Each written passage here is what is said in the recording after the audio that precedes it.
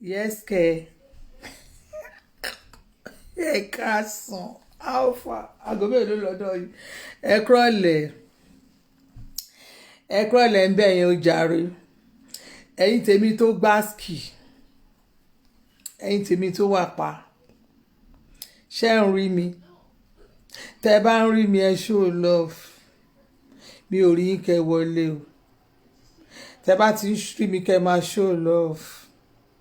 Ẹ show love o Bíọ́lá Olúwọlé. Àbúrò mi tó gbáskì. Gbogbo ẹ̀ ló máa da ìgbàgbé ẹ̀. Everything ló máa da. Ẹ jọ.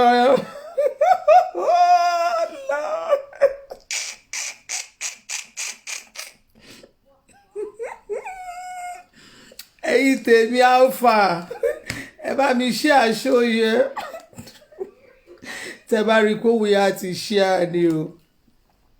Ṣé wà ókè bẹ́ẹ̀ yẹn? Mo ti rí love tẹ́ ṣó yẹn. Mo ti rí love yìí tẹ́ ṣó.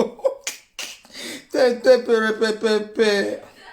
Ẹ wo ẹjọ́ nítorí Ọlọ́run. Ẹ bá mi fi sí political platforms káàkiri. Play Àṣọkè tèmi. Adéọlá Ọ̀nàṣèlú. Ẹ̀yin tèmi ẹ bá mi fi sí àwọn ibi táwọn tèmi tọmọ Nàìjíríà àwọn tó wà nílé àwọn tó wà nílé ni o torí èmi ni agbẹnusọ fún àwọn tó wà nílé no mi kò ṣe fún àwọn tó wà lókè òkun àwa tá wà nílé our own base kò yé yín our own base kò ṣe tẹ̀yìn mi ò gbẹnu sọ fún ẹ̀yin tẹ́ wà nílùú òyìnbó ẹ jọ̀ọ́ nítorí Ọlọ́run tàwọn tó wà nílé àwọn tó wà nílé lèmi gbẹnu sọ̀rọ̀ fún o ṣó yé yín àwa tá wà Nàìjíríà ẹ̀yin tẹ́ níwèé èbò tẹ́ ní káàdì ìdìbò ẹ̀yin tẹ́ ní tẹ́ ẹ represent àdúgbò ṣó nǹkan tí mò ń sọ yé yín ẹ̀yin tẹ́ ẹ níṣẹ́ ẹ̀yin tẹ́ ẹ mọ nǹkan tẹ́ ẹ ń ṣe lé yẹn ẹ̀yin tẹ́ ẹ wà lé yẹn lèmi ń bá sọ̀rọ̀ kò ń ṣe tàwọn aráàlú òyìnbó ṣó yé yín o sórí pé kí ni nǹkan táwa bá ń sọ ṣó yé yín àwọn ọ̀rọ̀ yẹn ẹlẹ́jẹ̀ àwọn ọ̀rọ̀ ẹ mọ tó máa ń pè nǹkan tó ń pè ní ìròyìn ẹlẹ́jẹ̀ máa yànnà náà ẹ̀ fún yín ṣùgbọ́n àwa tá a wà nílé àwa tá a wà Nàìjíríà ṣó yé yín ṣe mọ̀ pé èmi tó bá níta ló ń sọ̀rọ̀ Adé Buhari ni stop ṣe bí original tó bá níjọba ìjọba rẹ̀ èmi kan náà ní àṣàbí kan ṣoṣo tó ń pè ní nation ní bí mo ṣe wà yìí àmì nation ọmọ Nàìjíríà original.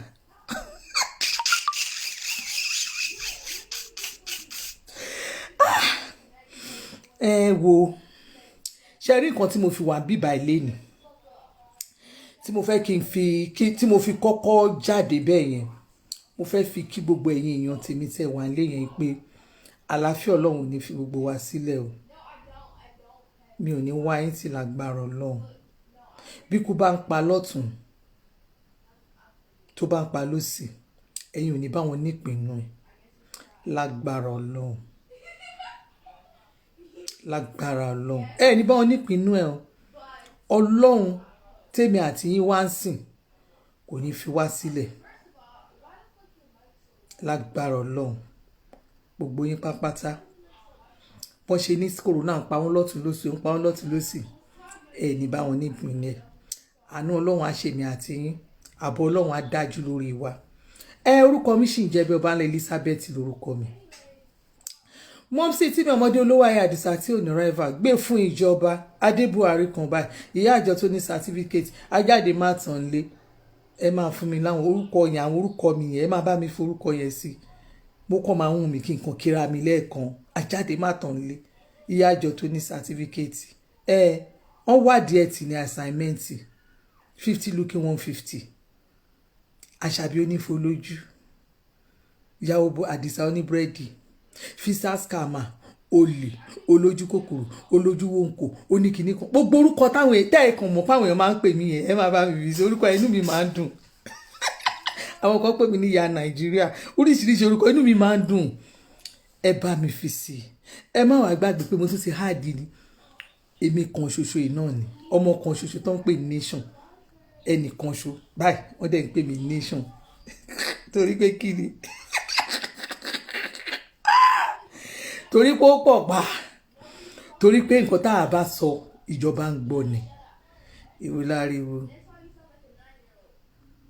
ìwé láriwo kí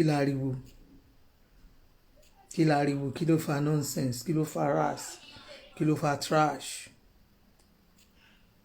mi ní kẹ́yìn máa pariwo mọ́.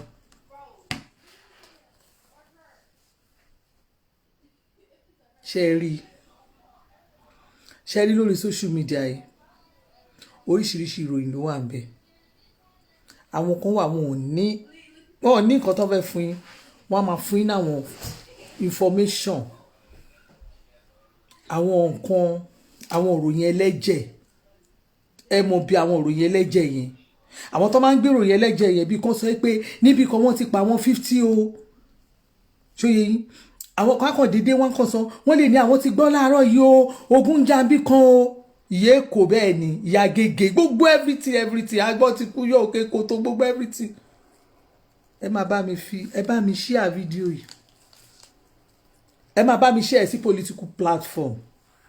ẹ share sí àárín àwọn ìyálọ́jà ẹ bá mi share sí àwọn aláwa tá a wà lé tá a wà Naija àwa yẹn gangan ní kẹ́ ẹ bá mi share ẹ̀ sí ṣó ti yé yín àwọn oníròyìn ẹlẹ́jẹ̀ wọn ò ní news kan tó fẹ́ gbé o bíi nǹkan tó bàjẹ́ wọn á ní nǹkan kan bàjẹ́ bí kan àwọn nǹkan tó jẹ́ pé wọ́n á tún fi kún àwọn aláfikún ó ti yé wa ó ti yé yín àwọn ìròyìn oríṣiríṣi àwọn ìròyìn tó jẹ́ pé kò ń fún ọmọ ìlú ní àlàáfíà àwọn ìròyìn tó jẹ́ pé tẹ bá ti ń jí tẹ bá ti ń gbọ́rú news yẹn bí kan máa sọ pé wọ́n ti pa àwọn 50 bí kan o wọ́n ti pa àwọn 35 bí kan o bí kan ní nǹkan kan ṣẹlẹ̀ àwọn ò kì í gbé ìròyìn rere nípa pàápàá nípa Nàìjíríà in general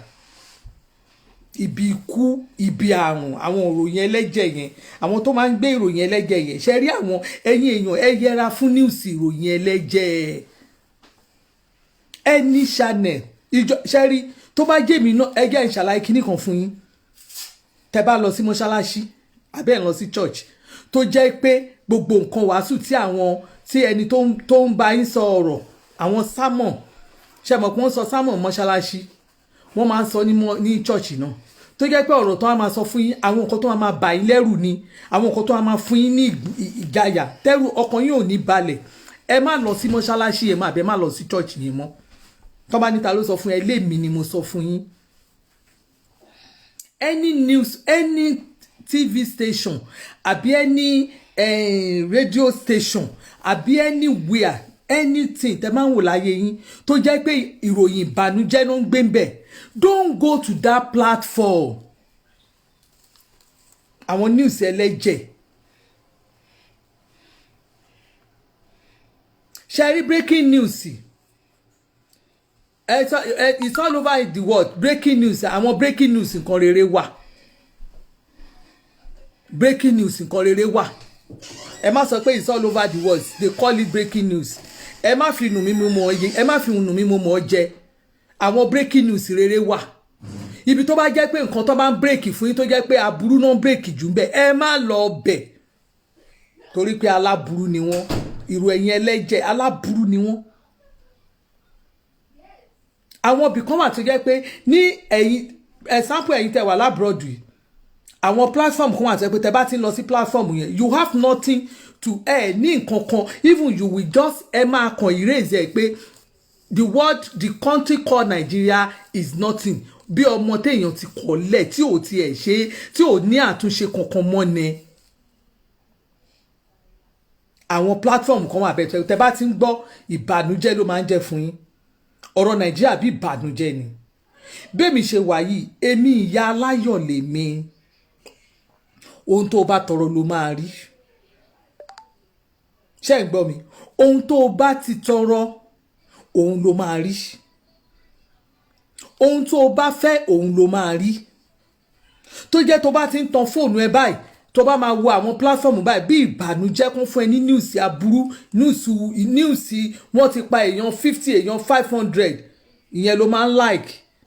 ọlọ́run àjọba gbó ń tẹ́ ẹ bá fẹ́ fúnra yín ní ìyá 2021 yìí ni ọlọ́run máa pín fún yín lọ kò di dandan kó o lọ máa gbé ẹ̀mí ẹ̀ ní ẹ̀mí gbígbóná kò di dandan kó máa gbé ẹ̀mí ẹ̀ ní ẹ̀mí gbígbóná. Babatunde Usman mo sọ fún yín mo sọ fún yín last time mo ní mo ṣe máa block yín kò sí bí mi ṣe ní block yín irú Babatunde Usman nìsín ẹ wo nǹkan tó kọ ó ní especially tí n bá wá sọ fún ọmọ Nàìjíríà pé kán máa reply yẹ fún nǹkan tó kọ how will you feel especially from Nigeria nothing good news come from Nigeria media okay kò ṣe pé bóyá ẹni from Nigeria media not all the media ẹ má sọ bẹ́ẹ̀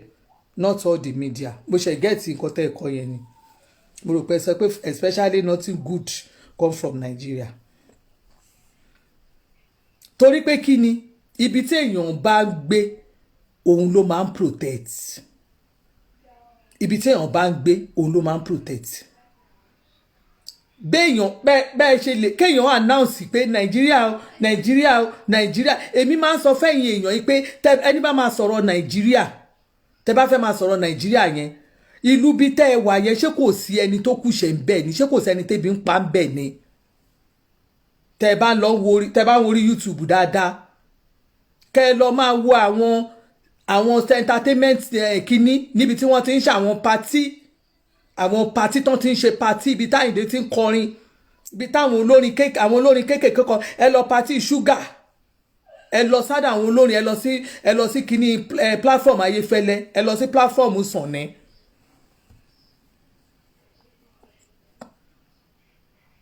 ní Nàìjíríà ti wà àlàáfíà wà ń bẹ ibi tó bá dé lórí mu tẹ́ ẹ bá dé àárín ọjà ẹ mọ̀ pé àwọn kan wà ní àárín ọjà yẹn tó jẹ́ pé tọ́rọ́kọ́bọ̀ wọn ohun tí wọ́n ń pa òun ni wọ́n fi rán ọmọ wọn lọ sílùú òyìnbó táwọn ọmọ wọn fi ń kàwé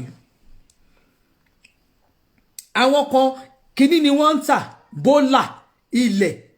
tí wọ́n ń ta ilẹ̀ tí wọ́n ń da ilẹ̀ sí àwọn tó ń lọ ṣa ilẹ̀ káàkiri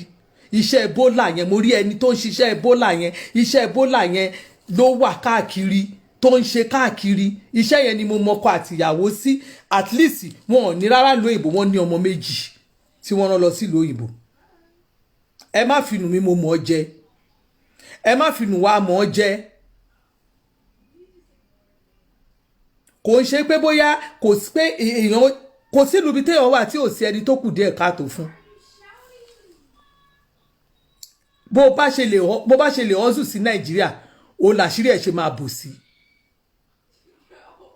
Ọlọ́run ti bá wa ṣe nílùú yẹn tó jẹ́ pé you can work on your own láì ṣe pé o rí ìrànlọ́wọ́ ìjọba kankan Nàìjíríà ló jẹ́ pé láì ní ìrànlọ́wọ́ ìjọba wàá ṣiṣẹ́ wàá jẹun àfi tó bá ya ọ̀lẹ èyí tó jẹ́ pé everybody ẹ máa gbé ọ̀rọ̀ mo rí nínú ibi tí mo gbé wà nínú ṣáàtì tí mo ń ṣe mo rí àwọn èèyàn tí mo advice pé go and find something to do ẹ lọ máa ṣiṣẹ́ kẹwàá nǹkan ṣe use your platform láti ṣe business mo ní èèyàn kan tó wà lórí platform mi àǹtí yẹn má bínú pé mo fẹ́ dárúkọ yín o ṣe rí àǹtí yẹn mo mọ̀ mo fẹ́ rántí orúkọ ẹ̀ Táíwò Ọ̀nàṣèlú nígbà tí mo meet sister yìí I know her lórí platform mi lórí one of àwọn tó máa ń gbé latest news ló máa ń gbé a lọ sórí Instagram káàkiri a gbé fídíò síbẹ̀ tẹ́ bá ń wá latest news ẹ máa rí lórí platform ẹ̀ I can tell you now láti bíi 2 years ago she don kò carry breaking news mọ́ tó bá máa carry breaking news àbí early latest news tó bá máa carry ẹ̀ ó máa carry ẹ̀ ní bóyá nínú post ẹ̀ 10 bóyá ẹyọkan ló máa gbé she face her business ó ń ṣiṣẹ́ ẹ̀ ní ọjà ẹ̀ ló ń polówó láti ọjọ́ tó ti ń polówó ọjà ẹ̀ mo mọ̀ pé orí platform mi ló ti torí mo sọ ọ̀rọ̀ fún àwọn obìnrin ní ọjọ́ kan fún àyín tẹ̀ ń wò mí ọjọ́ kan pé continue use your platform láti ṣe iṣẹ́ tó fi polówó iṣẹ́ ẹ̀ ẹ̀yin kan ìgbóhùn lẹ́wọ̀n máa gbé káàkiri ask her now life ẹ̀ ò rí kò the same because gbogbo èèyàn mọ̀ pé lọ sí orí platform ẹ máa rí nǹkan tuntun tó ń tà ń bẹ̀ wọ́n pọ̀ bẹ́ẹ̀ lórí platform mi wọ́n pọ̀ bẹ́ẹ̀ ní orí platform mi in fact for me láti lè jẹ́ pé bí mo ṣe mọ ibi tán ti ń ta nǹkan tó yìí kí inú wọn lè máa dùn kán lè máa ṣe mo ń try láti make sure pé máa patronize wọn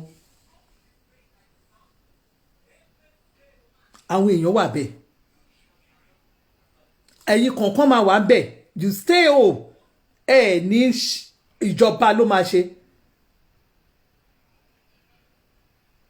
ìjọba ló máa ṣe gbẹ èèyàn kan ló ń sọ̀rọ̀ yìí ó ní RMN in UK after tax if I did not do extra shift I barely live on my salary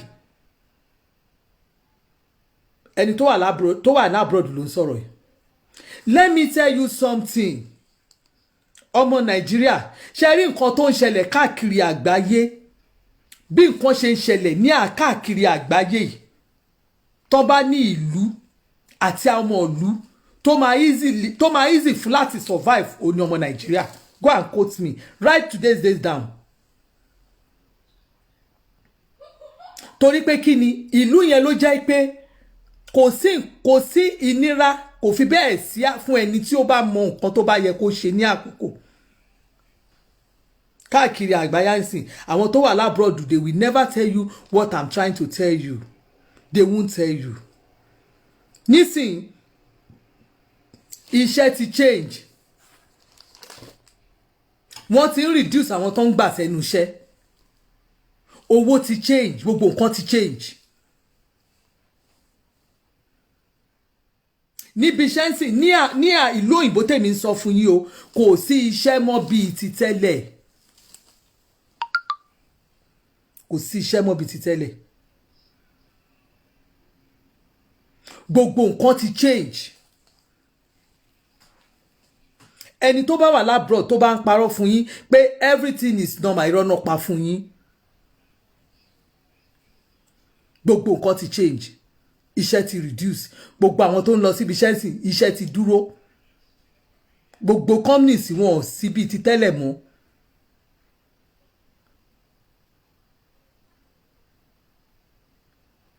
but ìlú yẹn ló jẹ́ pé ìwọ tó o bá tètè mọ nǹkan tó ń ṣe wàá tètè rí ọ̀nà gbégbà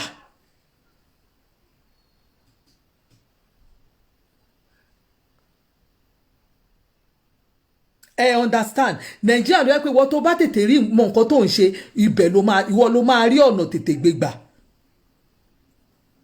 tọ́n bá ń sọ fún yín pé wọ́n fún wọn lówó lábúròdù o wọ́n kówó fún wọn lábúròdù o ìjọba ṣàn wá nǹkan fún wọn ṣé ẹ rí problem tá a rí ní Nàìjíríà ni pé tó bá jẹ́ àwọn tí ó ní owó lọ́wọ́ tó bá jẹ́ pé wọ́n ń ṣe charity dáadáa kí wọ́n máa fún àwọn tí ò ní ẹni tó ní oúnjẹ ńlé kó gbé síta kó fún ẹni tí ò ní ẹni tó ní aṣọ kó fún ẹni tí ò ní kó ẹni tó bá gbé gbogbo kíní yẹn ká máa ṣe ní Nàìjíríà bí wọ́n ṣe ń ṣe ní abroad ni in fact nǹkan máa yàtọ̀ ṣé nǹkan tí mò ń sọ yé yín nǹkan máa yàtọ̀ tó bá jẹ́ àwọn èèyàn tó ní owó lọ́wọ́ kán dìde fún ìrànlọ́wọ́ àwọn tí ò ní Nàìjíríà nǹkan máa yàtọ̀ fún wa ẹni tó ń gbé àdúgbò kan tọ́lọ́ ń ṣe fún tó bá jẹ́ bí àwọn bíi 6 ló wà ní àdúgbò yẹn tó ń gbé síta fún àwọn èèyàn àwọn nǹkan máa yàtọ̀ ṣé nǹkan tí mò ń sọ yé yín àwọn tí ebi ń pa ládùúgbò wọn á jẹun ṣé nǹkan tí mò ń sọ yé yín ṣé rí gbogbo nǹkan gọ́ọ̀mẹ̀ntì o èyí tí gbogbo wa ń pariwo irọ́ funfun là ń pa fúnra wa owó tí wọ́n ń fún àwọn èèyàn ní abroad àwọn èèyàn owó tó ń fún wọn fún irú kìrìtà ṣe owó tí wọ́n ń fún wọn wọ́n á tún san máa dá padà owó tí wọ́n máa dá padà ni ìjọba Nàìjíríà bí ìjọba Nàìjíríà ṣe wà yẹn tí ẹ bá mọ bí èèyàn tẹ bá mọ̀ ẹ lọ compare ẹ lọ rìn láàrin àwọn tí ó bá tó ń rìn ẹ lọ béèrè ẹ lọ sí local government yín àwọn oríṣiríṣi nǹkan tí ìjọba àpapọ̀ tó ń gbé sílẹ̀ wà ń bẹ̀ tí o ò bá lọ síbẹ̀ o ò lè rí ìyàtọ̀ o ò lè mọ ibi tó fẹ́ rìn sí lọ sí local government near you àwọn nǹkan tí ìjọba gbé sílẹ̀ wà ń bẹ̀ tó jẹ́ pé tí wọn ò bá tó ò bá lọ tí wọn ò bá lọ o ò lè mọ nǹkan tí ìjọba gbé síbẹ̀ ẹ lọ sí local government ṣẹrẹ èèyàn ṣẹrí tí èèyàn ò bá ń sọ kéèyàn pariwo báyìí ṣẹrí problem ta ní ni pé àwọn kan wà tó jẹ́ pé ó yẹ kí wọ́n máa pariwo kinní yẹn but tí wọ́n ò pariwo iṣẹ́ yẹn síta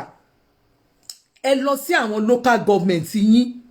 ẹ lọ béèrè nǹkan tí ìjọba àpapọ̀ tí wọ́n ní fún yín ẹ lọ béèrè ń bẹ̀ ó wà káàkiri gbogbo local government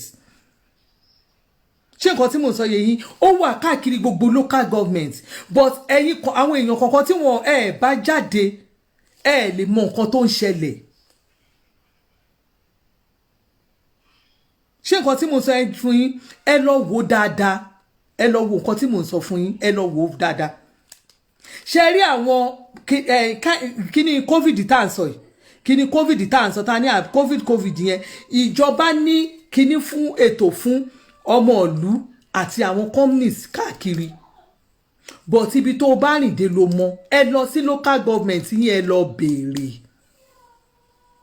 ṣé nǹkan tí mò ń sọ yé yín ṣe rí ẹ̀yin kan ní Nàìjíríà wa yẹn bí Nàìjíríà ṣe wà yẹn èmi máa pariwo máa jẹ́ ká gbọ́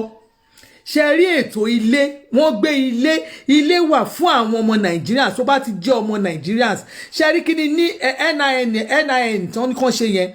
ẹ̀yin kọ̀ọ̀kan tẹ́ bá rí pé tí ṣe ti ẹ try kẹ́ lọ ṣe ètò ilé gbígbé wà fún ọmọ Nàìjíríà àwọn ilé yẹn wọ́n ti launch ilé yẹn gangan ẹ lọ wá ìdí ẹ̀ even tẹ́ ẹ bá mọ bá ṣe máa ṣe ẹ lè sọ fún àwọn ọmọ yín pé kán bá yín wá kán wo orí social media kán lọ wá ní online ṣe rí gbogbo kíní tó wáyé pé mo mọ̀ ọ́ ṣe dáadáa ẹ máa rí àìmọye nǹkan lórí platform mi but èmi tí n bá rí tó wáyé pé nǹkan tí mo lè share ni màá share many things ó wà ń bẹ̀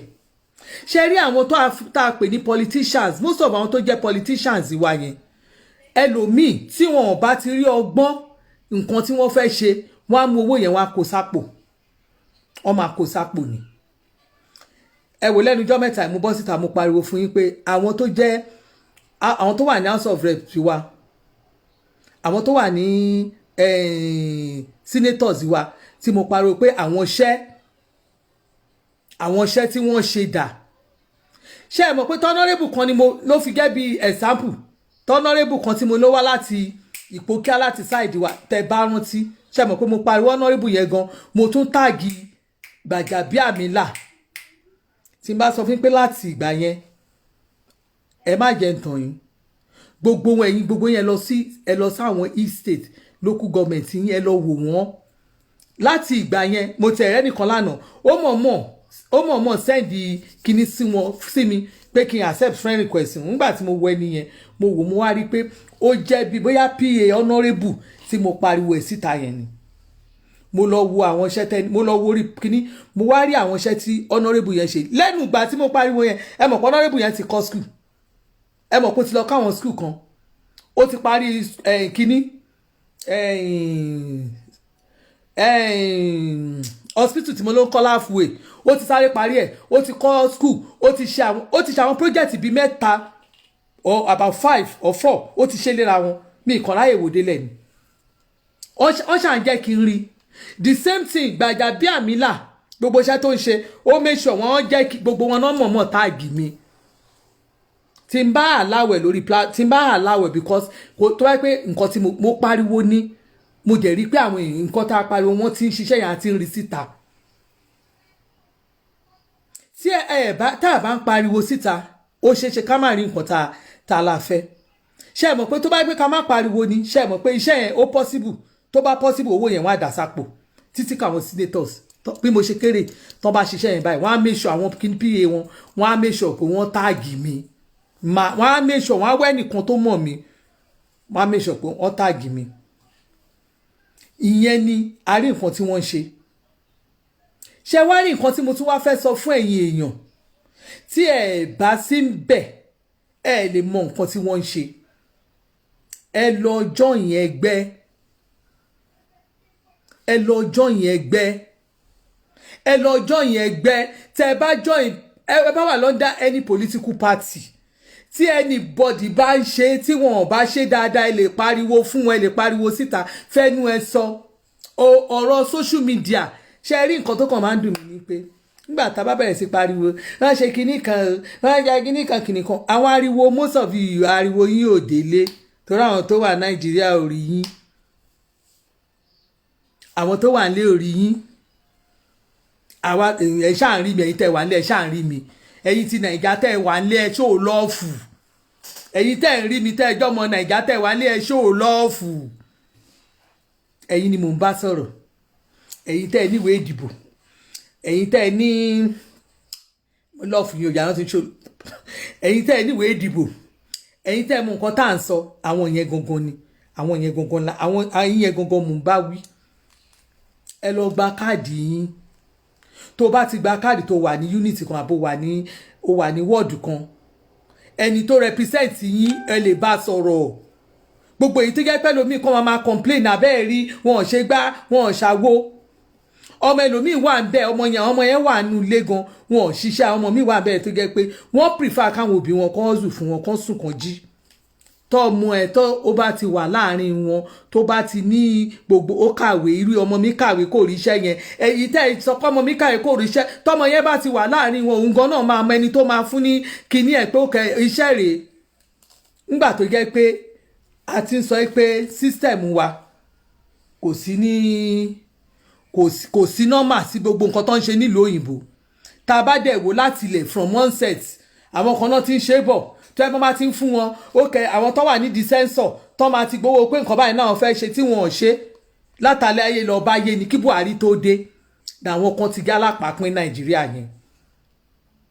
èmi ti ẹ̀ gbọ́ pé láti ayé ìgbà kan látàyé di bí mo bá yín sọ̀rọ̀ yìí ẹyin kan ojúmọ́ àti mílíkì kan fámìlì kan ẹyin èmi gbọ́dọ̀ jẹ ẹyin lójúmọ́ ẹyọ kan màá dẹ̀ mú mílíkì ẹyọ kan bí n bá bí ọmọ mẹ́jọ bó ṣe ká jẹ́ náà nìyẹn fámìlì ẹyọ kan ṣoṣo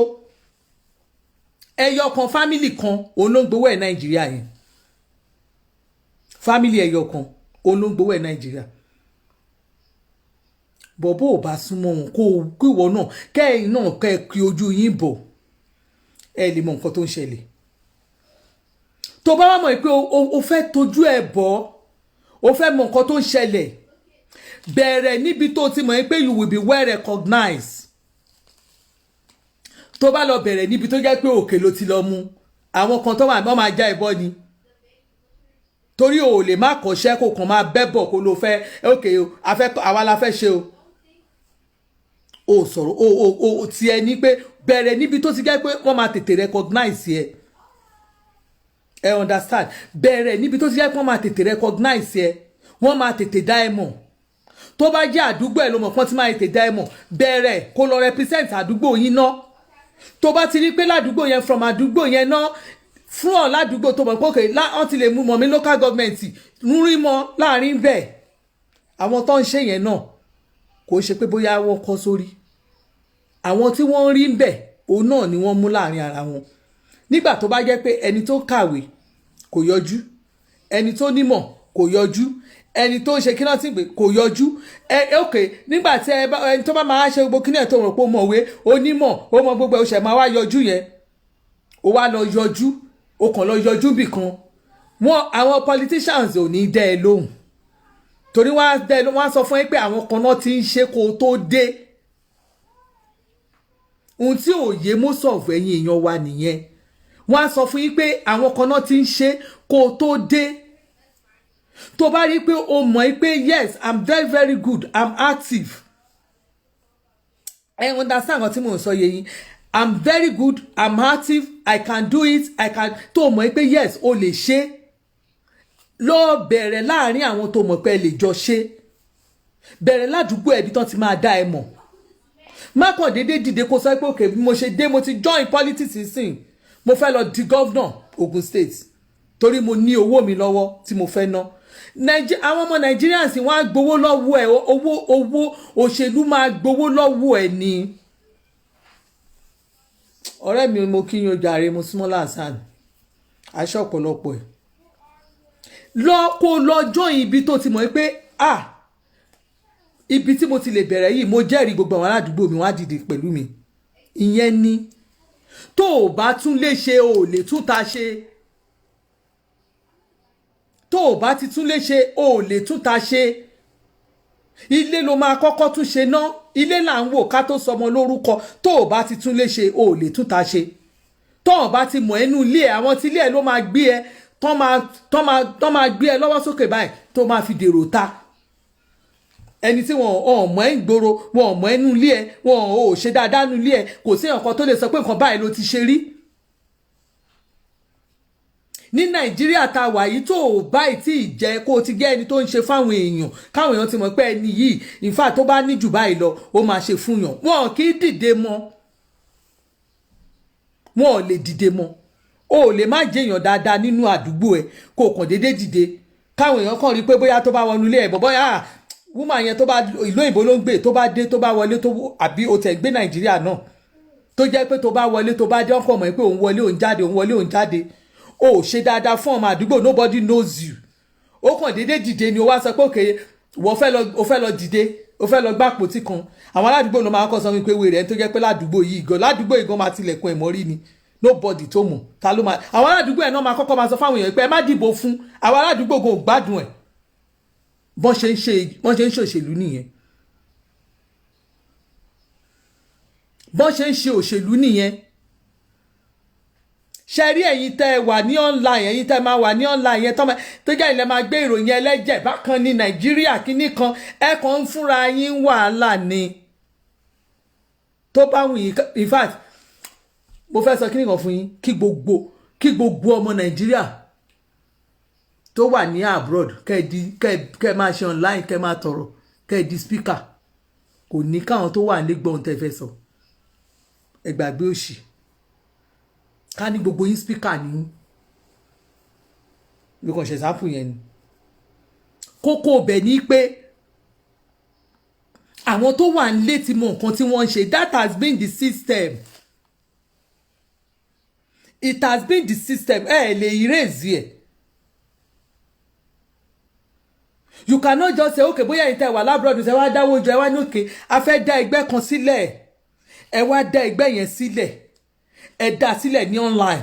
gbogbo speaker online wọ́n wá sọ pé ẹgbẹ́ yìí ni òun àwọn mọ̀ gbogbo ayé o ẹ má jẹ́ ń tàn yín bí gbogbo ẹgbẹ́ yìí yẹn kẹ́ ẹ dálẹ̀ jù bẹ́ẹ̀ lọ kí gbogbo ayé mọ̀ kójú òun lẹ́ ń sọ̀rọ̀ ń pa ẹ̀ tí ẹ bá ti ṣe nǹkan tó yẹ kí wọ́n ṣe káàkiri local government tí gbogbo ìlú mọ̀ yín kò sí èèyàn kan tó mọ̀ yín kí ló dé tó fi jẹ́ pé bíi PDP fi stand ní Nàìjíríà because kò síbi tí wọ́n ní local government tí wọ́n ní representative sí kò síbi tí wọ́n ní ọ́fíìsì sí kò sí bí APC ṣe ń gbé bẹ́ẹ̀ náà náà ń fà because àwọn kan ti dúró lẹ̀ ṣé àwọn kan ti ṣèjọba rí bí òṣèlú òun ló fi jẹ́ pé ṣe rí pátì méjèèjì yẹn Nàìjíríà ẹni tó máa ṣe ẹgbẹ́ tó ṣe máa ṣe tó máa ní òkè o pátì mo fẹ́ rọ́bìṣì wọn á ṣe kó tó jẹ gbogbo tẹ́ǹsẹ̀ ìròyìn ẹlẹ́jẹ̀ lẹ́kan fúnra yín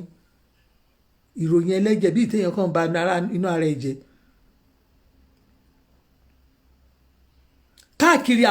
abroad tá à ń sọ yìí náà pátì ẹ mọ̀ pé bí àkàn Nàìjíríà ṣe 2 party system but nígbà tó jẹ́ pé selfishness àwọn èèyàn wa everybody náà ló fẹ́ gbowó èmi sọ fún yín pé wọ́n máa ń fún wọn lówó tó bá ti register party ó ní owó tí ìjọba ń gbélẹ̀ fún wọn ó ní owó tí àwọn electoral kìíní máa gbélẹ̀ fún wọn tí wọ́n fi ń rọ̀nù party òun ló jẹ́ kí àwọn èèyàn wa kí wọ́n ṣe ojú kòkòrò ká fi ní 80-something party Nàìjíríà báwo la ṣe fẹ́ ṣe àwọn tó wá ní party yẹn gbogbo wọn wá jókòó pé okay o wọ́n wá máa negotiate wọ́n mọ̀ pé àwọn big party wọ́n máa negotiate pẹ̀lú àwọn pé òkè bó jẹ́ èèyàn 500 èèyàn 300 ẹ ṣáà fún wa epo mọ́ ti wa wọ́n mọ̀ pé negotiation gbogbo àwọn tẹ́ ẹ̀ ń rò pé bóyá party yẹn wọ́n máa ń gba owó lọ́wọ́ àwọn big party wọ́n á gba owó lọ́wọ́ àwọn big party wọ́n á fi yí ti ọ̀dọ̀ wọn ẹ̀yin òyàn ò ẹ̀ understand bí party kan bá dúró sí tí àwọn party kan tó jẹ́ pé àwọn ti state kan mo fẹ́ ṣe example àwọn ti state kan sì ká ní example ká ní bí ẹgbẹ́ ARC state kan tí wọ́n bá rí pé àwọn ò ṣe dáadáa wọ́n lè lọ bá governorship candidate ìlú ibẹ̀ yẹn kọ́ ní àwọn ARC yóò adarapọ̀ mọ́ ẹ kò mí pé gbogbo ARC ló darapọ̀ mọ́ ti state yẹn òun ló darapọ̀ mọ́ kò mí but people don't understand how politics is being played in Nigeria. You understand? No, they don't give them money to register party. They will pay to register party. John Ajufo, no, Emma misquote me. They will pay to register party. But during the election time, wọ́n máa ń fún wọn lówó. Yes, wọ́n máa ń fún wọn lówó. Not for registering party. If I want to register a party now, bóyá mi àti fẹ́ register party,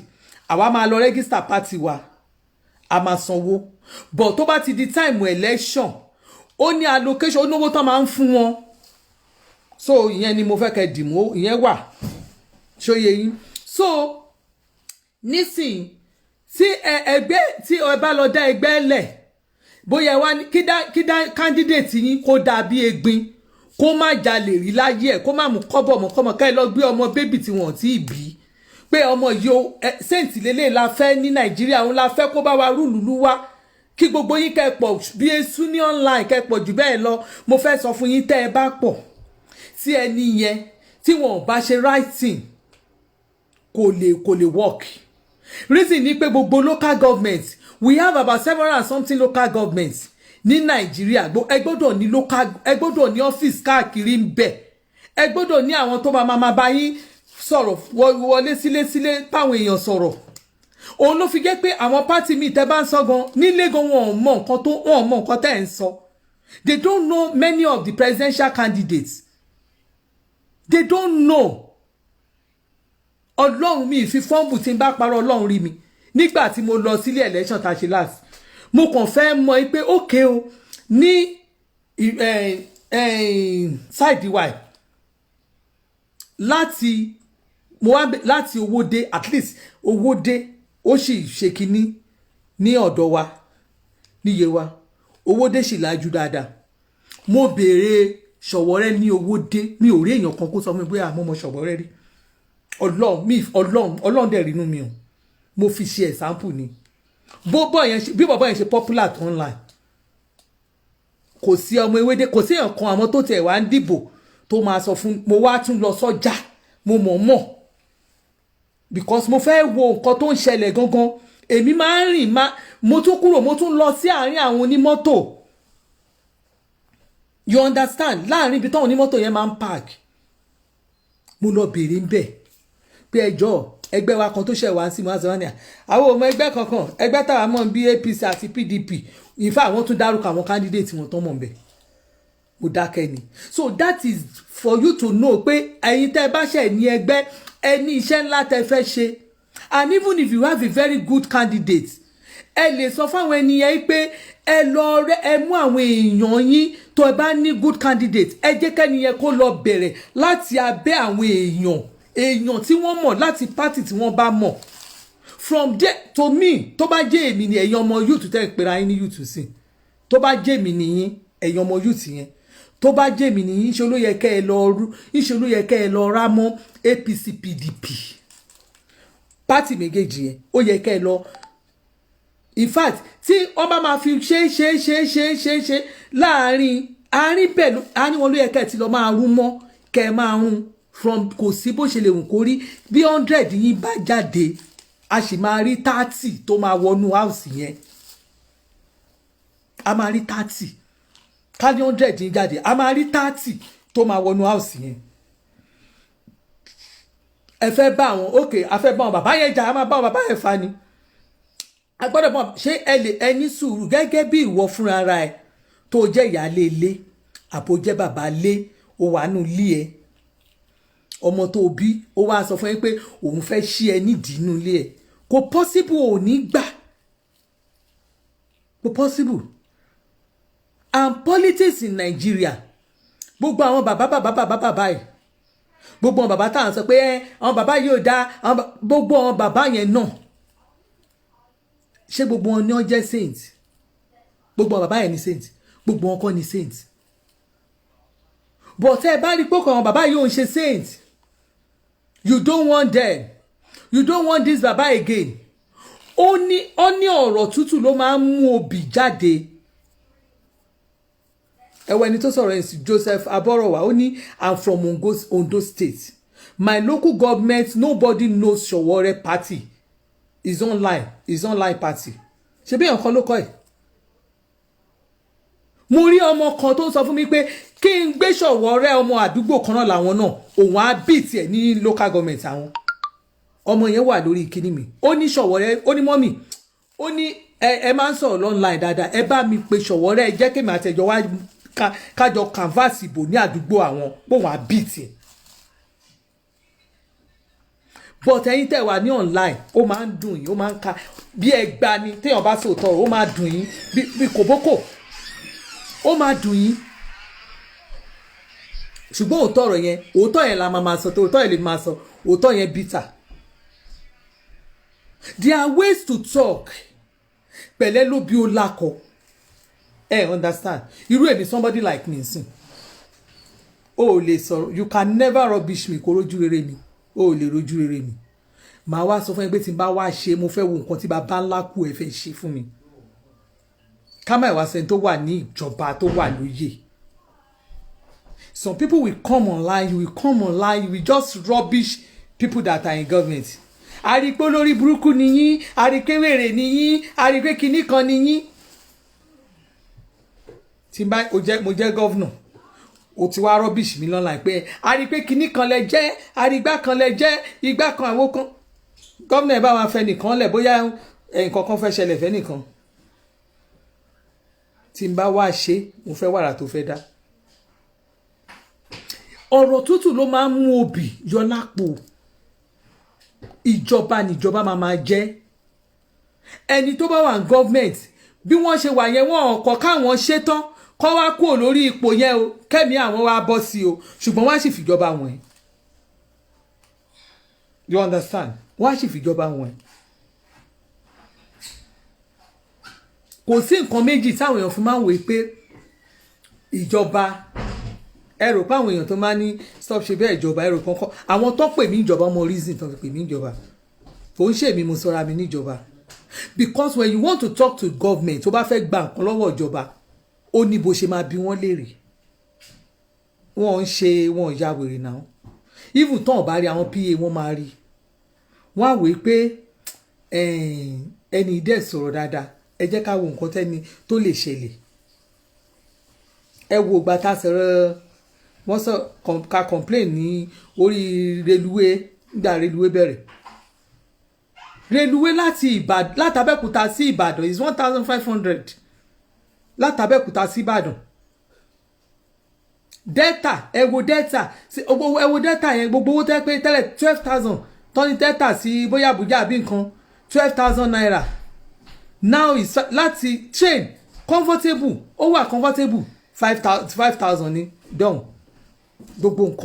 nǹkan tí ò ṣẹlẹ̀ ó ti rán ṣẹlẹ̀ nígbà tá a pariwo ìjọba reduce ẹ̀ ṣebí 5,000 náà máa gbé kíní kan from there wọ́n ti reduce ẹ̀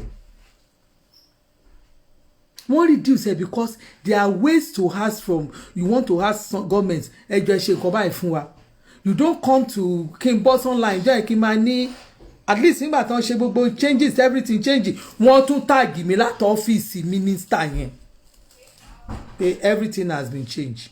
tó bá mo jẹ́ èèyàn kan tó yẹ pé ó máa ń bọ́ online every time ni gbogbo ẹ̀ ní máa ṣe ní oní time every time kí n máa bọ́ online mi ní time even mo prefer kí n sùn kí n máa ro life mi ju kó jẹ́ pé every time online I don't have time for that mi ò ní skill fún ni àwọn nǹkan tí ò ṣe bó bá possible kí ní online tí mò ń ṣe tó bá possible máa ti fi lẹ̀ mo ti try ẹ̀ pé I don't want to do it again Ọlọ́run I have tried it several times.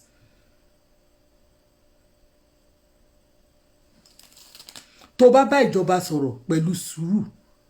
àwọn PA wọn náà mo bọ́ ṣe máa lọ bá wọn ẹjọ́ ẹ bá wa wo kíní ìṣe ẹ bá wa wo kíní ìṣe ìyẹn bẹ́ẹ̀ ẹ tún wá jẹ́ kí n sọ kíní kan fún yín à ń ṣe agitation ní online à ń ṣe agitation online àwa tá máa ń sọ̀rọ̀ pa Yorùbá we want Yorùbá nation we want kíní we want this ẹ jẹ́ kí n ṣàlàyé kíní kan fún yín you are not doing it in the right way ẹ ṣe lọ́nà tó dáa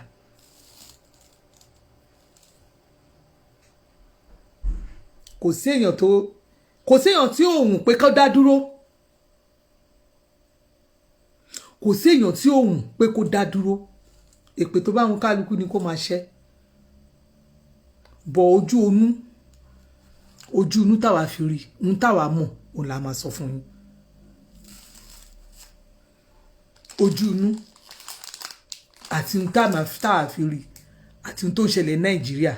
òun la máa fi sọ fún yín.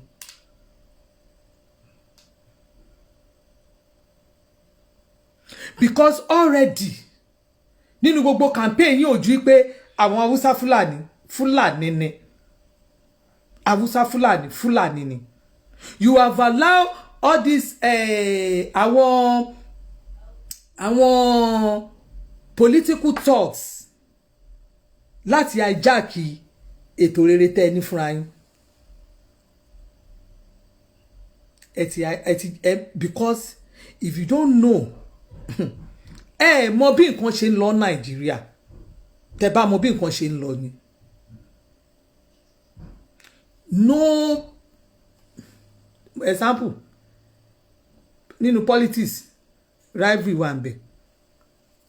láàrin àdúgbò ibi tá à ń gbé gangan pé àdúgbò tẹ́ bá láwọn ọmọ àdúgbò rivalry máa wà ń bẹ àwọn kan máa ṣe lé àwọn kan máa múra wọn báyìí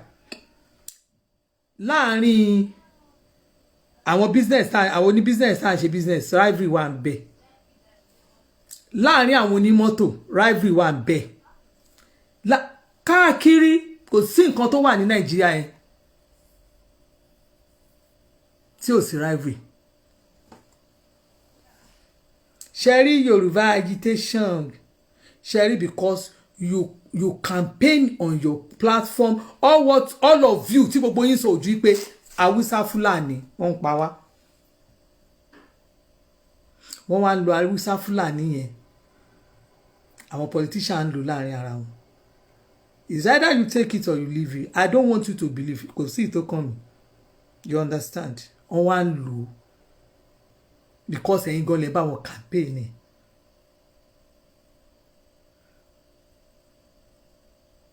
ẹ wá ń lo Haúsá Fúlàní ni o gbogbo kò wá sí nǹkan kan anything orí Haúsá Fúlàní ni ẹ̀dẹ̀ gbàgbé pé ẹni tó jẹ́ president Haúsá Fúlàní ni a ṣì wà London Nàìjíríà la ṣì wà a ṣì ń bẹ̀bẹ̀ pa fẹ́ kú àbí ṣe bá fẹ́ kú ilẹ̀ ń sọ ẹ wá ní nǹkan kan ẹ wá dojú kan ọmọ ìlú president ṣe rò pé ó máa easy bẹ́ẹ̀ ṣe rò pé ó máa easy kò lè easy because it's like bí ìgbà tá lose focus if you continue to tell government tẹ́ bẹ̀rẹ̀ sí sọ bóyá lórí ipò ni o bóyá lórí kíní kan ipò tó ń pín ni o wọn ò fọmọ Yorùbá dáadáa ọrọ̀ ajé wa àwa là ń pọwó jù kíní kan kíní bóyá yẹn lẹ ń tẹnu mọ́ is something ó máa rìn ṣẹ́rí Haúsá Fúlàní tẹ́ ń sọ yẹn you have used it and people are using it to fight themselves. wọ́n ń lò láti ja ìjà ara wọn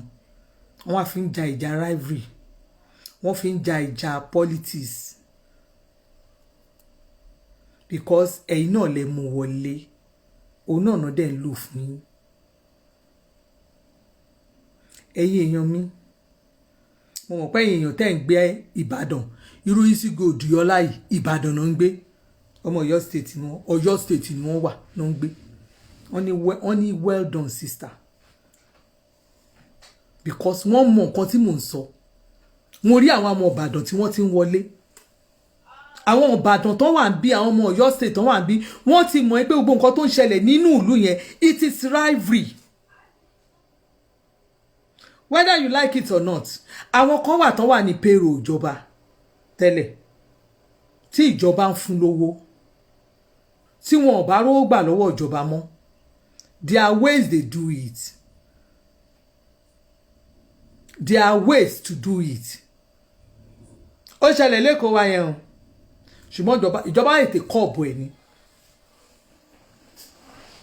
ó ṣẹlẹ̀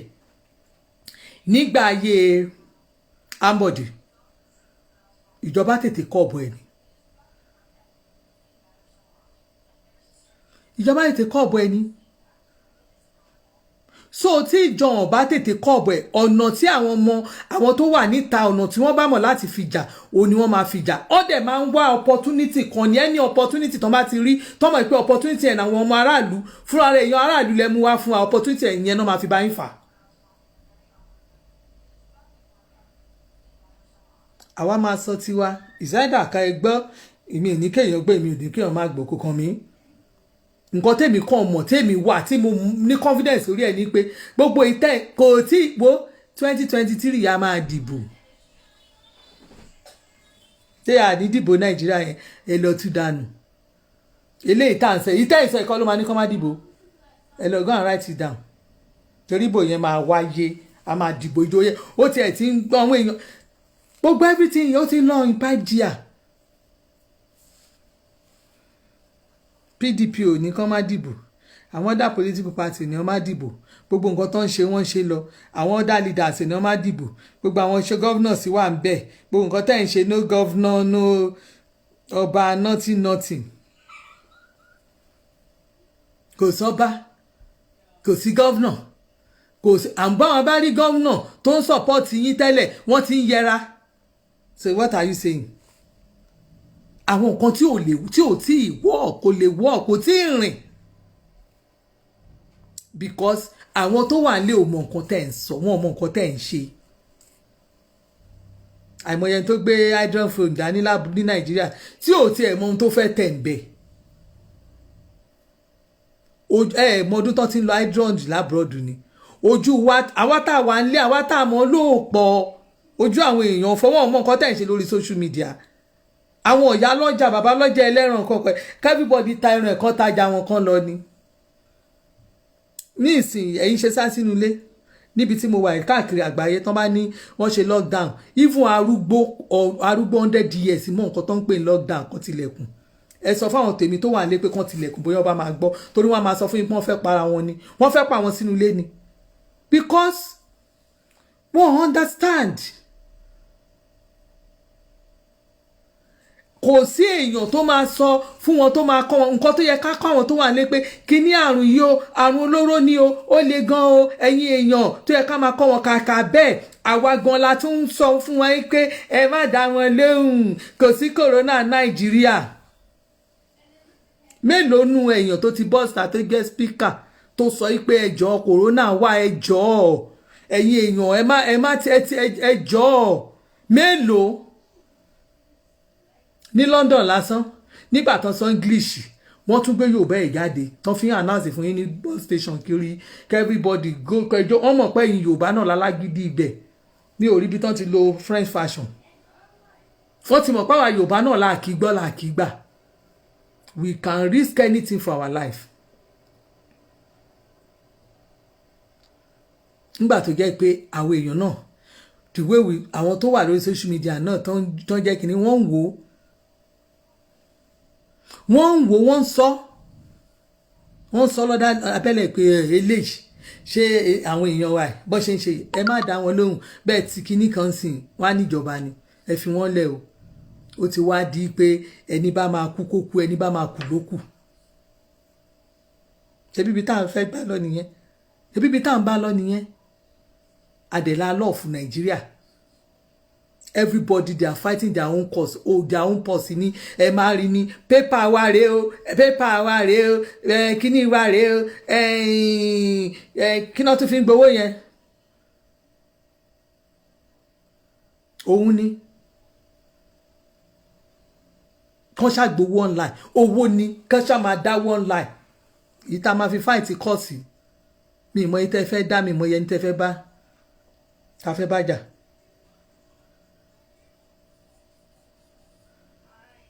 ní ìsìn tá a bá wá wò pé òkè o ẹ wá wò kí la lè ṣe láàrin ara wa èmi ò mọ understand jẹ́ pé ibi táwa Yorùbá máa jókòó ká má wò pé òkè ní ẹjọ́ ẹ jẹ́ ká ẹ bá wa díìgì ní gbogbo south west yẹn tálẹ̀ àmọ̀ tó ní ẹnu tó jẹ́ pé a lè fẹ̀yìntì tó bá ṣẹlẹ̀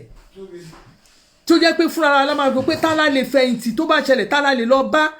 èmi expect pé bá a ṣe ń gbọ́ pé kínní mo rò pé nǹkan tó yẹ káwa ọmọ Yorùbá máa ṣe nìyẹn pé tálá lè lọ bá tálá lè pè báyìí tó máa help wa tí kínní yóò ní kúrò lọ́wọ́ ọmọ Yorùbá tó máa bọ́ sí wa lọ́wọ́. I am very very surprised pé kí Yorùbá ṣe máa sẹ́ pé àwa àtàwa Yíbò akóra wa jọ kí la jọ fẹ́ gain tí ò bá ṣe pé a jọ fẹ́ dànù tí ò bá ṣe pé àwọn ọmọ Yorùbá kan wọ́n fẹ́ dànù kí ni Yorùbá àti Yíbò jọ ní àjọṣepọ̀ wo lójọ́ tún wà láàrin wa bí ó bá ṣe pé a fẹ́ ṣe rìkìtì àti ọ̀tẹ̀ láti bà nǹkan jẹ́ fúnra wa. tá a bá sọ̀rọ̀ a máa náwọn kan lọ́mọ àlè Yorùbá ọmọ ọkọ Yorùbá lèmi èmi ò rí nǹkan kan tó lè dèmi àti ẹlẹ́yà mi pọ̀ ní ìtẹ́ àjọ ń fà lọ́wọ́ ẹ̀ ń tán sọ fún wa ní pé àwa Yorùbá south west wọ́n ní Yorùbá ok Yorùbá wo la fẹ́ lò ta la fẹ́ lò gbogbo wa wà lẹ́ni tá a fẹ́ everybody ní ìsìn Yorùbá báyìí ogun ni àwọn tó wá jẹ́ pé wọ́n wá jẹ́ bí èèyàn ńlá nu Yorùbá wa yẹn tá a lè fẹ̀yìntì ká pe bàbá Tinubu ká ní Ààrẹ Ọ̀nà Kakanfò Yorùbá àwọn ọmọ Yorùbá tún ti ń sọ̀rọ̀ against Ààrẹ Ọ̀nà Kakanfò Yorùbá ọmọ Yorùbá ti sọ̀rọ̀ against Tinubu ẹ fi Tinubu ẹ ṣe ń gbá yẹn pò ẹ tún ti gán mọ́ Ààrẹ Ọ̀nà Kakanfò ilẹ̀ Yorùbá ẹ tún gbogbo àwọn ọba ilẹ̀ Yorùbá àwọn yẹn ní number 1 ọ̀tá wa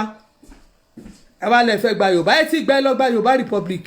wọ́n ti bá ìṣọba àwọn Yíbò lẹ fẹ́ kàn bá yín sáìn ẹ wọ́n ti sáìn ẹ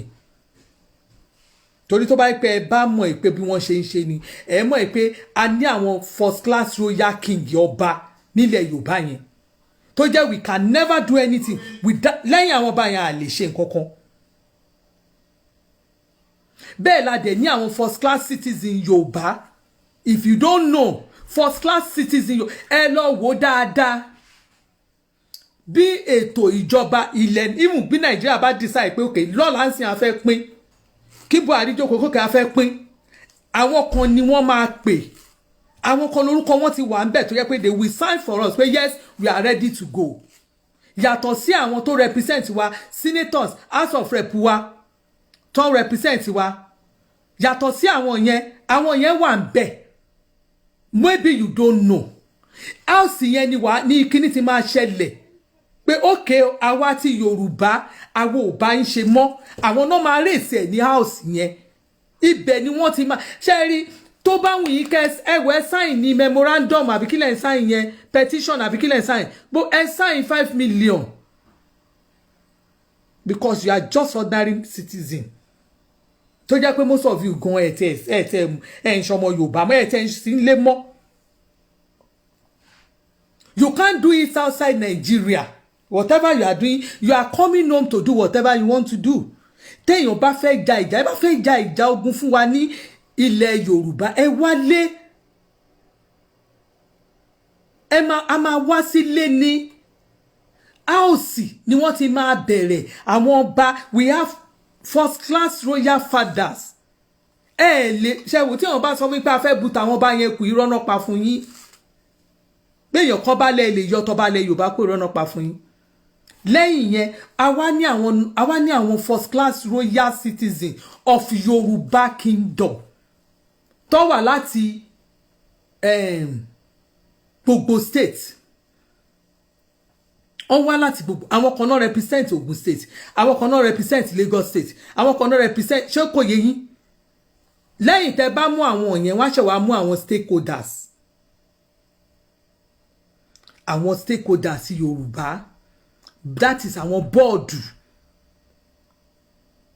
ṣe rí bọ́ọ̀dù Yorùbá yìí ṣe rí inú bọ́ọ̀dù Yorùbá yìí ṣé kò yé yín inú bọ́ọ̀dù Yorùbá yìí tí ẹ bá mú àwọn tó jẹ́ pé wọ́n jẹ́ bọ́ọ̀dù gangan ní CAC ṣe rí CAC that is àwọn tó máa ń rẹ́gísítà kìíní fún wa Nàìjíríà àwọn kan ti wà tó jẹ́ pé àwọn gan ni bọ́ọ̀dù Yorùbá tó jẹ́ pé àwọn gangan ni wọ́n represent wa ṣe wá rí bọ́n ṣe wá represent wa yẹn a ti wá rí àwọn kan tó ti ṣe tó ti cut àwọn kíní kan Yorùbá kíní kan àwọn kíní kan Yorùbá kíní kan àwọn kíní kan Yorùbá kíní kan nítorí pé wọ́n ti pọ̀ yẹn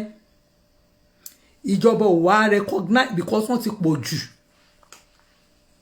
àwọn kan ní orúkọ wọn wà ní ilẹ̀ tó wà ní ọ̀dọ̀ ìjọba Nàìjíríà tó jẹ́ pé àwọn yẹn tí wọ́n bá fọwọ́ sí nílẹ̀ Yorùbá òun ló máa ṣe ẹ lọ wá orúkọ àwọn ẹni yẹn èmi kọ́ máa fún yín bọ̀ ẹ lè lọ ṣe investigation mi yẹn pé ṣé nǹkan tọ́mọbìnrin yìí sọ ṣó right àwọn kan wà tó jẹ́ pé àwọn ni first class tó jẹ́ àwọn ni first class citizen Yorùbá go and look for them first class citizen Yorùbá yẹn orúkọ wọn wà lọ́dọ̀ federal government in Nigeria ṣóyè yín orúkọ wọn wà ní ọ̀dọ̀ federal government in Nigeria lẹ́yìn orúkọ àwọn ènìyàn tó wà ó wà throughout the state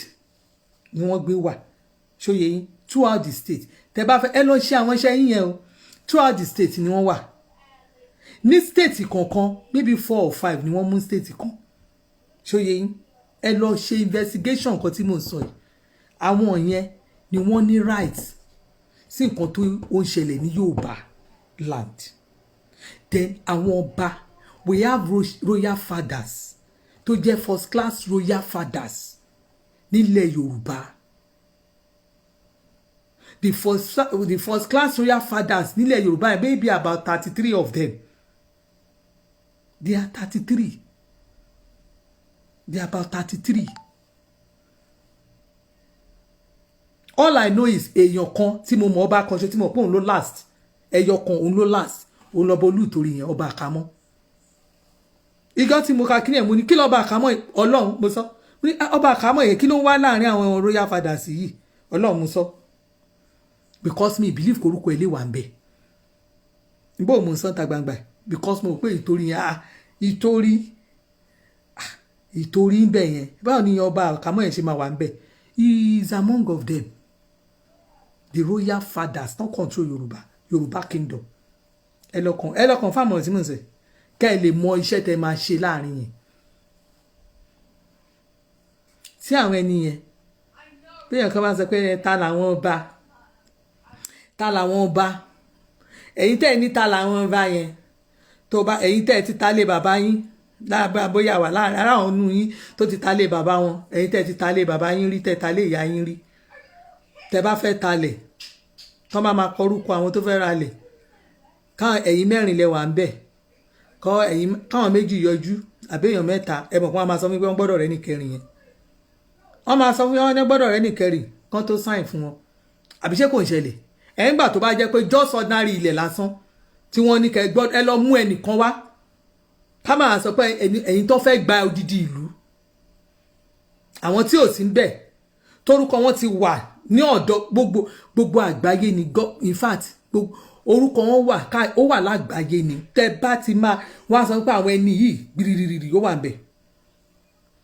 ṣó yẹ yín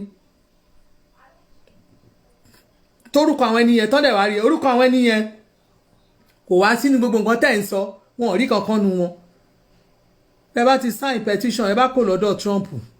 kẹ́ ẹ gbé padà lọ sọ́dọ̀ Elizabeth kẹ́ ẹ gbé kó ìwé kínní tí àwọn tó bá yẹ kán wà ń bẹ̀ tó ọba ti síbẹ̀ kò possible nǹkan tó fà á nìyẹn tọrọ Biafra nation tí ò fi lè work because kò ń ṣe gbogbo àwọn tó yẹ kán sign kínní yẹn ò ní wọ́n sign ni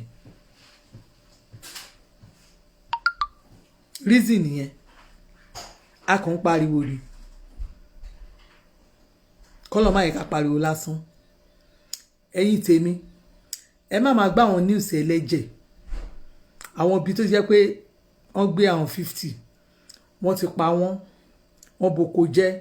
wọ́n ṣe kinní kan gbogbo àwọn yẹn ẹ má máa gbọ́ n tó bá wọn kálukú òun ni kí kálukú sọ ṣóyè yín bí mo ṣe wà yìí mo ti kàmpéènì fún Buhari dẹ̀ ti ń ṣe tiẹ̀ lọ ó máa tó kú òun bẹ̀ ṣùgbọ́n ní ìta àṣẹ lọ́wọ́ ẹ̀ Yorùbá ló kàn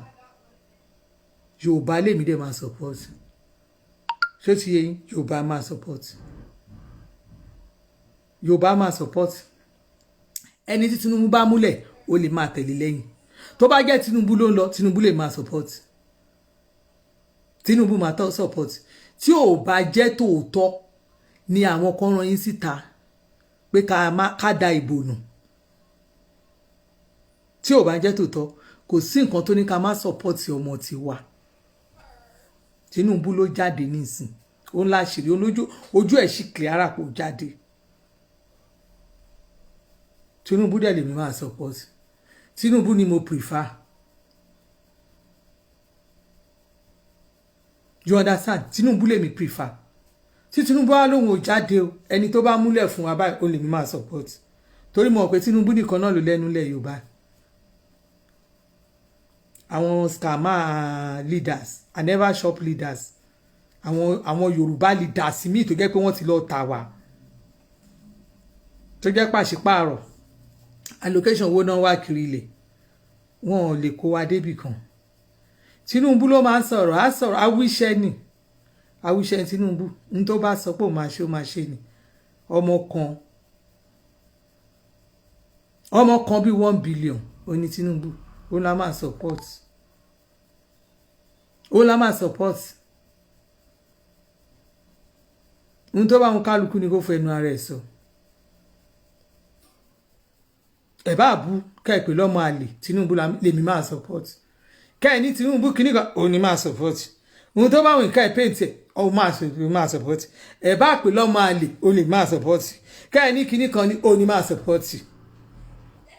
torí Tinubu kan ó ń kanṣo náà ni ọmọ kan bíi 1 billion tá làwọn leader yín ẹgbẹ́ àwọn leader yín jáde Tinubu ni leader tèmi Tinubu lèmi máa support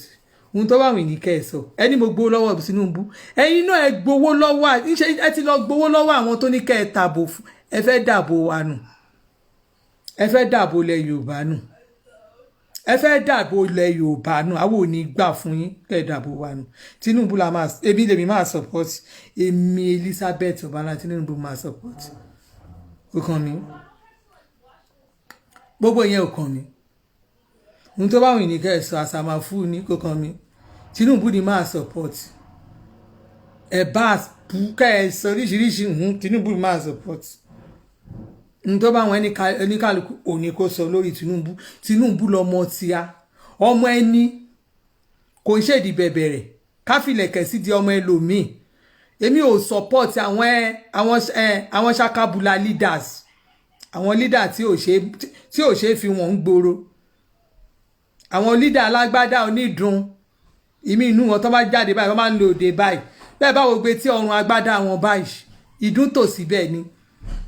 àwọn leader tó jẹ́ pé gbọ́n bá ń lọ báyìí káńfọ̀ ló máa rùn nú agbádá wọn káńfọ̀ àwọn leader oní káńfọ̀ alágbádá káńfọ̀ àwọn leader onídùn áyán olórin inú bẹ̀m̀bẹ̀ bí tó ń káṣọ sí original leader tiwa oríṣiríṣi perfume ní baba Tinubu mọ̀ baba yẹn designer nẹ Tinubu la máa support ẹni kò jẹ́ iṣẹ́ same during Buhari bẹ́ẹ̀ ni ngbà mo sọ same during Buhari ṣé Buhari ò wá wọlé torí ẹ̀ lè fi máa mọ̀ pé ìgbín ó tẹnumọ́ gi báyìí ògùn ni Tinubu ló máa wọlé ẹni tá a bá support ló máa wọlé ẹni tí ìbá support ló máa wọlé bẹ́ẹ̀ ṣe pọ̀ tó online nígbà ayé Buhari Ọlọ́run gbé mi èmi kéńkélé tí mi ò ní supporter mélòó ní wa ló ń bá mi support Buhari nígbà yẹn tá a wà online àwa mẹ́ta péré ni mẹ́ta obìnrin woman nọ́ọ̀sì kan báyìí ní ìtẹ̀rí woman yẹn mọ́ ó support Buhari gan woman yẹn ó support Buhari gan mi ò rí woman yẹn mọ́ speaker ni mi ò sọ àwọn tó ń type tó ń post o mi ò sọ àwọn tó ń post o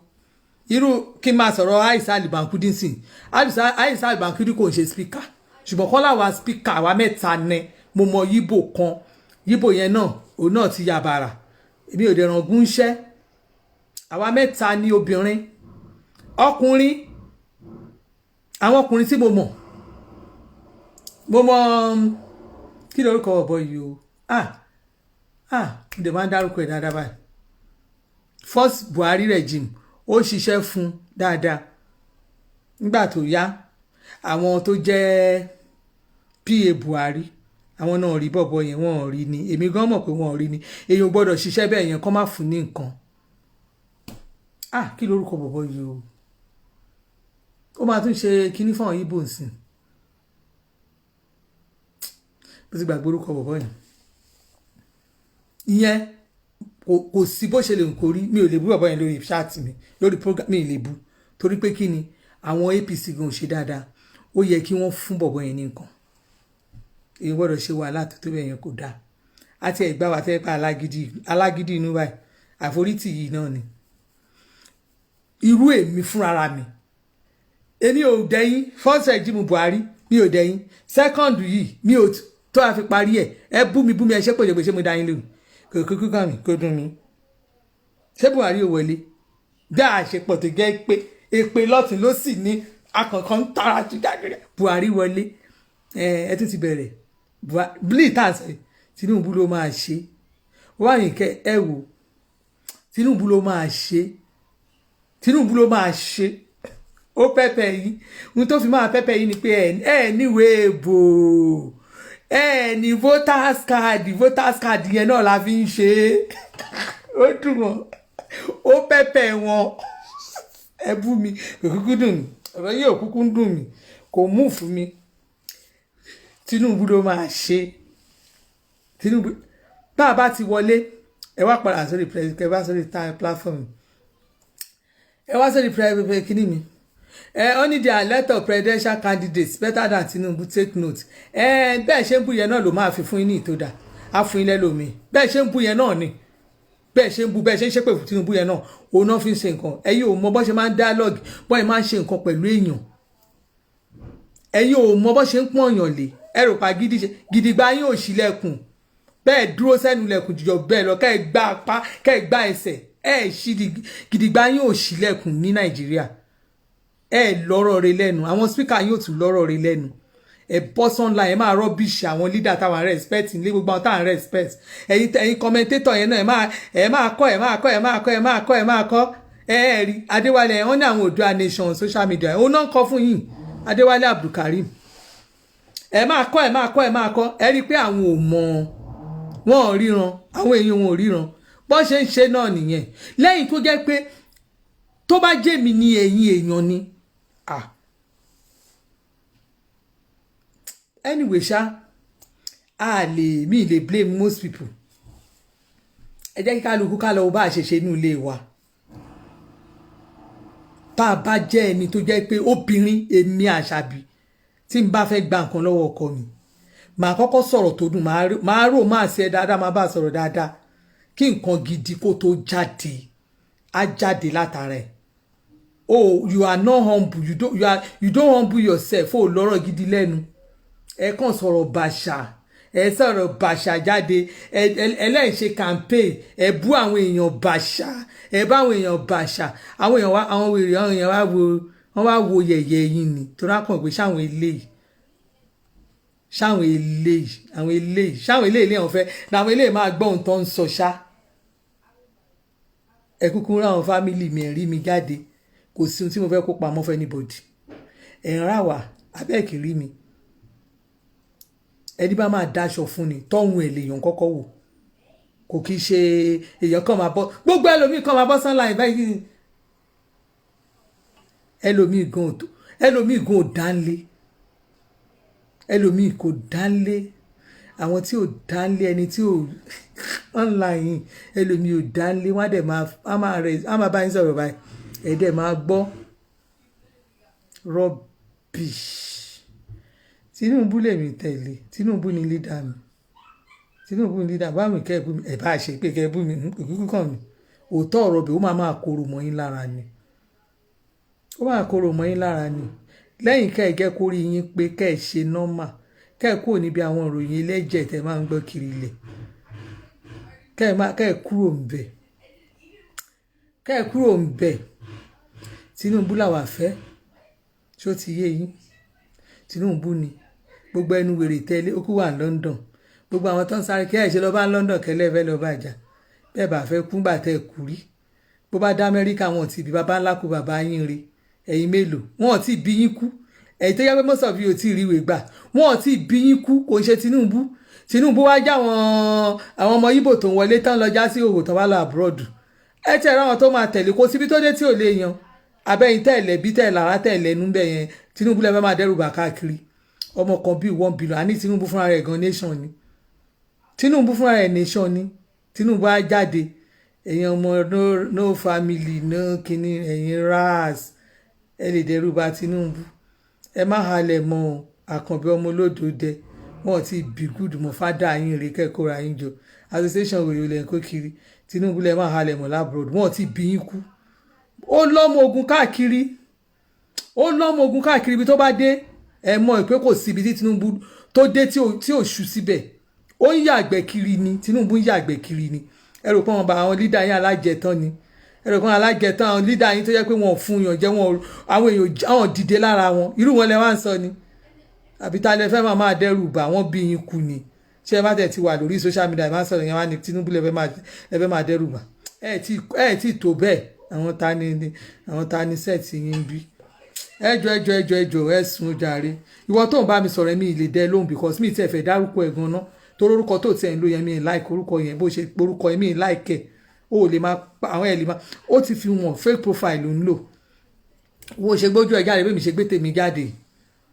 ó ṣe gbójú ẹ̀ jáde bí mo ṣe gbé tèmi jáde kó ló sọ tó ná bí ẹrẹ ẹni tó bá bí kúnú yín kó gbé ojú ẹ̀ jáde àwọn ìtàn gbójú wọn jáde tẹ́ni wọ́n sì ń ré fẹ́fẹ́ yẹn a máa dá sẹ̀ríà fún wọn àwọn ò ní nǹkan tá a fẹ́ bá yín sọ tán bá ti bí yín kú kẹ́ ẹ wá sí Nàìjíríà nígbà abroad lèmi wà mo dẹ̀ ń káàkiri ṣé kò sí representative fún ibi tí mo wà níbẹ̀ mọ̀ pé Canada mo wà ẹ dẹ̀ mọ̀ ibi tí mo wà ẹ mọ̀ pé St John mo wà ẹ mọ̀ pé bẹ́ẹ̀ mo ń gbé kò wá sí representative fún yín kankan tó máa rí mi tó máa kò sí ọmọ lèmi ò ní ṣíkẹ́ kò wá sí kan tó máa dẹ́rù bà mí tó máa ní yá màdàmú dúró síbẹ̀ orí yín burú mo máa sọ pé ẹ lẹ́nu òṣì lẹ́ ń ṣe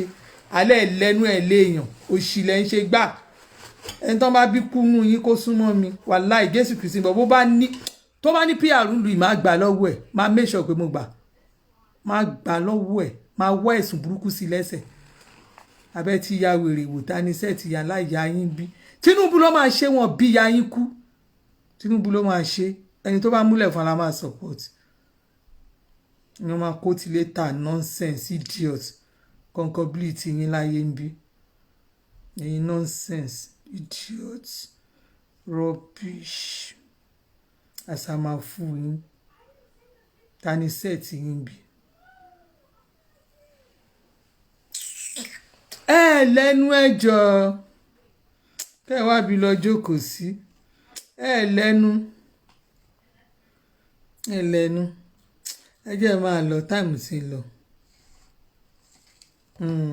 jẹ́ ń lọ gba tèmi ẹ̀ ó lálátẹnugẹ lọ gba nǹkan jẹ́ ń lọ gbà kòkò yẹ ìdẹ̀kùn ẹ̀ mọ́ ìyẹn ò kàn bẹ́ẹ̀ náà ṣe ń gbé ẹ ṣáà ń gbé ẹ̀ ń dáwó sínú pépà ẹ̀ dáwó sínú pépà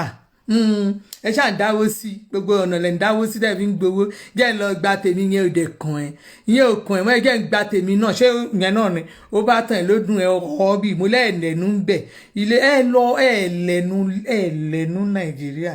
Nàìjíríà lẹ́nu wà ibẹ̀ láti máa dìbò ká má dìbò yẹn ẹ lè bá wa fà pé ká má dìbò a máa dìbò ló bá pẹ́pẹ́ yín a máa dìbò ẹ̀yin tèmi ẹ lọ rẹ́gísítà sí gbogbo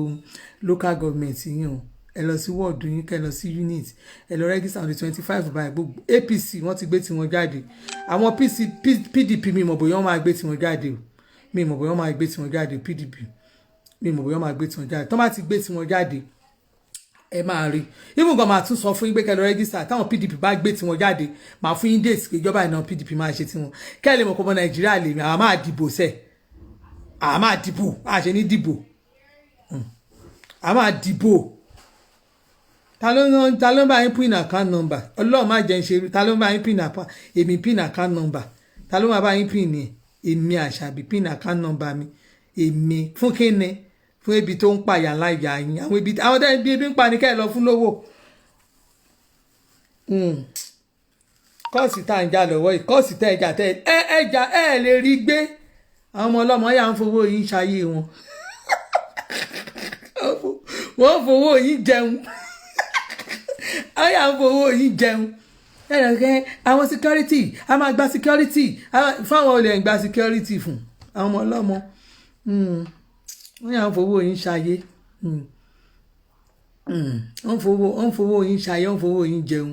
wọ́n yà ń fowó yín ṣayé wọ́n yà ń fọ̀rọ̀ yín ta yín ẹ̀yin èèyàn mi ò jàre mo fẹ́ máa tẹ̀síwájú nípa kíkọ orin mo fẹ́ máa lọ ilé ọkọ mi ẹ̀yin tèmi o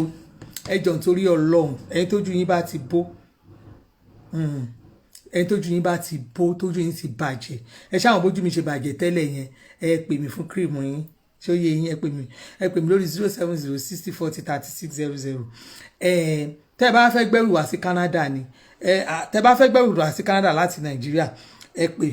tó bá yẹ pé láti Canada lẹ fẹ́ gbé lọ sí Nàìjíríà ẹ pè so tẹ́ bá ti fẹ́ pè yẹn ẹ jẹ́ kí n fún yín ní nọ́mbà ẹni tẹ́ máa pè ẹ máa pè Rachel lórúkọ ẹnìyẹn ń jẹ́ ẹ pè Rachel lórí +1 647 804 8661 ẹ tún pè Rachel lórí +1 647 804 8661 ẹ̀yin tèmi a ní kẹ́ pè Rachel ẹ pè Rachel wà ní Toronto ní Canada níjẹ́ ní ká ẹ pè Rachel ní Toronto ní Canada orúkọ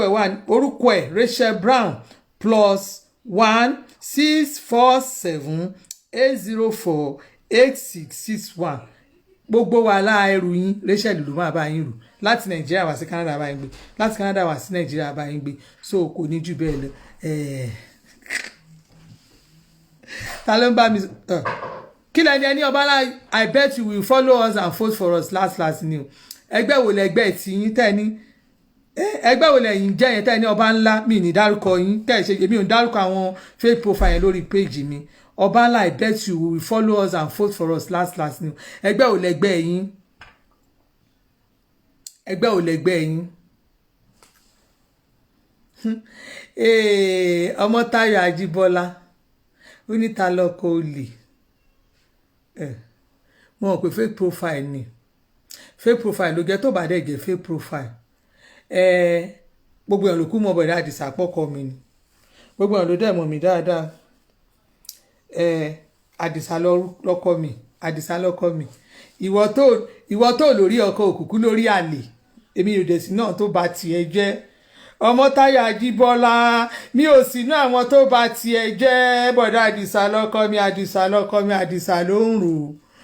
mi ò sínú àwọn tó bá tiẹ̀ jẹ́ aláyé bàjẹ́ máa rìn kiri bí èmi bá máa wọlé ní ìsìn máa lọ gba nǹkan sára ni inú ẹ̀ ló máa kú sí depression ló máa pa ìlú òyìnbó olóṣì bóyá mo wà náà tó kó báyìí mo ní kó má rí wí ẹ gbà orí ẹ bàjẹ́ èmi ló ń bá wí àbọ̀dá Àdìsá lọ́kọ mi ìwọ tó péré ẹ lọ́mọ́táyọ̀ yẹn orí ẹ bàjẹ́ lẹ́nu bọ̀ọ̀lì kò tí ẹ dá ó dùn bẹ̀ jẹ́ ń blọ́ọ̀kì wèrè yes mo ti sọ fún mo àṣẹwà blọ́ọ̀kì ẹ Tinubu ló máa ṣe ó bá dùn èmi àdìbò fún PDP Ọlọ́run má jẹ́ èmi àdìbò fún PDP Ọlọ́run ò ní jẹ́ kí n ríru ẹ̀ PDP ti báwo ẹ bá mọ oró tí PDP dá wa Nàìjíríà ẹ ní sọ̀rọ̀ wọn mọ́ àwa táwa wà nílé lamoro tán dá wa tó bá jẹ́ ńgbà tí tẹ̀sẹ̀ pé bóyá wọ́n ò pín owó kankan ní Nàìjíríà yẹn gbogbo kọ́ńtrátì gbogbo nǹkan tó yẹ kán ṣe báyìí wọ́n á dẹ̀ pín owó ẹ̀ láàrin ara wọn wọ́n á máa ná a máa ná èmi Àṣàbí ẹ máa gbọ́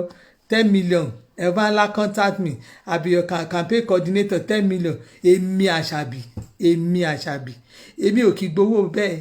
tó bá jẹ́ pé máa ń gbarú owó bẹ́ẹ̀ ni máa ti wà òkè jù báyìí lọ èmi lè ṣe máa ẹ lọ bèrè lọ́wọ́ coordinator yín nígbà ayé Buhari second kini Buhari ẹ bèrè lọ́wọ́ coordinator yín bí ó yà wọ́n contact mi ìyí tí wọ́n ṣe ń sọ̀rọ̀ pé ìwà fẹ́mi ní tẹ́mi lọ bèrè bí wọ́n bá contact mi kó o lọ bèrè iye tí wọ́n bá mi fi sọ̀rọ̀ lọ go and ask lọ confirm lọ́wọ́ àwọn coordinator àwọn PDP yẹn ṣé òrùpọ̀ kan ọ̀ contact mi ni èmi ò ń fowó bá yé ara mi jẹ àwọn ta lẹ̀ ń bá wí ẹ wo ẹjọ owó kọ́ kí Nàìjíríà dáa làwa wà after kí ìlú wa wà òkè kí Nàìjíríà dáa èmi ò jẹ́ kọ́ọ̀sì mi ò kọ́ọ̀sì ẹni tó bá bú mi ni máa bú wèrè ẹlẹ́nu bọ̀m̀bọ̀ tó bú mi lẹ́ẹ̀kan yẹn ni mo bú mo dẹ̀ ti fún jẹ dáadáa béèyàn bó bá sì ń sọ̀rọ̀ mi máa wẹ̀ o tẹ̀sí kọ́mẹ́ǹtì mi máa bọ̀ ṣùgbọ́n wọ́n tó bá ti di pé o fẹ́ máa bú mi àbó fẹ́ sọ̀rọ̀ sí fámìlì mi àbó fẹ́ ṣe kínní máa gbé fún ẹnẹ ṣáwọn tẹ́lẹ̀tẹ́lẹ̀ olódó ni máa fi ń wọn ìpè fún yàn mí ìlò olóde mọ́ o GP tank ni máa fi wọ̀n fún ẹ wo ẹjọ nítorí Ọlọ́run ẹgbẹ́ máa tètè tẹ̀síwájú mi ní ìdásí contact anybody mo wà ókè ẹ wo nọ́mbà mi 07060403600 60403600 070 ní ẹ fi 234 sí Tinubu ló lè ṣe bẹ́ẹ̀ ni Tinubu ló máa ṣe ẹ gbàgbé ẹ ọmọ olódòdó Àkànbí fúnra rẹ̀ Tinubu ló máa ṣe bó bá wùn ìkẹ́ ẹ kú ẹ rí i pé Ambode tí lóun ò sí ń bẹ́ o òun ò sí mẹ́ ó ní mẹ́ńtọ̀ òun ni Tinubu political godfather òun ni òun gbọ́dọ̀ yájú sí olóore ló jẹ́ fóun Ambode mo gbé fún ọjàre mo gbé fún èèyàn ni ẹ mo ti respect ẹ dáadáa látẹ̀ni lọ mo tún ti respect ẹ dáadáa Ambode mo pé mo like ẹ tẹ́lẹ̀